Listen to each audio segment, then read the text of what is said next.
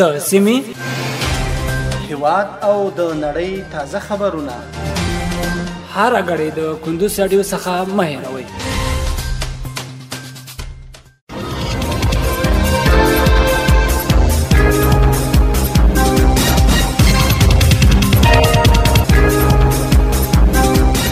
سلامونه، وخت مو پخیر. پام راوړم د کندوز رادیو د دې ساعت مهمو وروستۍ خبرونو ته. نن شنبه د غوی شپږمه نیټه ده چې د 2025م کال د اپریل له 26مې نیټې سره سمون لري. روانه خبري غړې درته زه عبدالجلیل احساس وړاندې کوم. په پیل کې هم د څو مهمو خبرونو سرټکي. د حوادثو ادارې سرپرست یونما له اقلیمي سلاکارې سره په کابل کې ولیدل. له پاکستان او ایران څخه تر 900 زیاتې افغاني کډوالې کورنۍ هیواد ته راستانه شوي. د استرالیا میشت افغان مهاجرو د فوټبال منتخب ټیم کابل ته راورسید. او ټرمپ روسیه او اوکراین ته د سولې خبرو وړاندیز وکړ.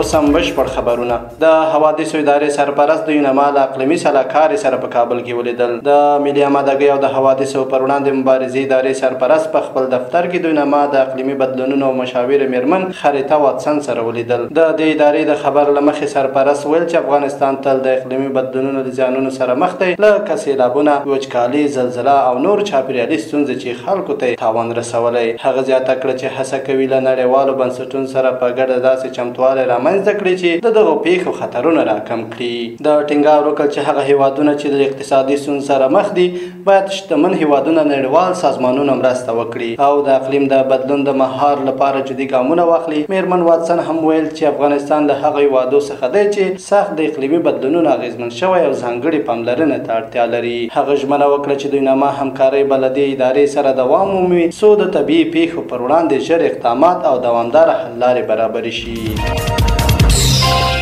له پاکستان او ایران څخه تر 9000 زیاتې افغاني کډوالې کورنۍ هیواد ته راستنې شوې. د افغان کډوالو د ستونزو د حل لارې کمیسیون رسنیو ته ویل چې 915 کډوالې کورنۍ چې ټول 15909 کسان کېږي د پاکستان او ایران له بېلابېلو پولو لکه تورخم، سپین بولدک، اسلام قلعه، ابریشم، انګوراډا او نورو لارو افغانستان ته راستنه شوي دي.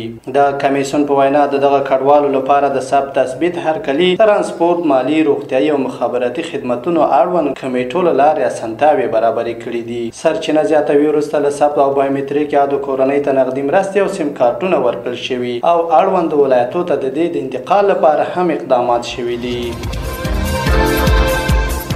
د استرالیا میشت افغان مهاجر د فوټبال منتخب ټیم کابل ته راورسید. د استرالیا میشت افغان مهاجر د فوټبال منتخب ټیم د افغانستان د فوټبال فدراسیون په همغږۍ کابل ته راغی تر څو له کابل منتخب ټیم او 12 کلنو ملي ټیم سره 3 دوستانه لوبې ترسره کړي. د فدراسیون د خبر له مخې ټاکل شوی چې دغه ټیم سبا د کابل د 20 کلنو منتخب ټیم سره لوبه وکړي. په دویمه لوبه کې د ثور په 9 د کابل د 9 کلنو منتخب ټیم سره او په وروستۍ لوبه کې د ثور په 11 د افغانستان د 12 کلونو ملي ټیم سره مخامخ کیږي.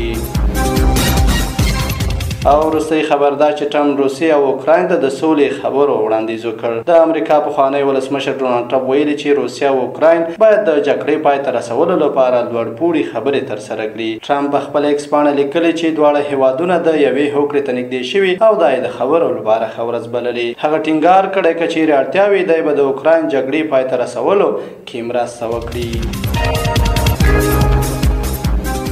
دا د دې مهال مهمه وروستي خبرونه تر بیا ښه وختونه لویه له عمل شه.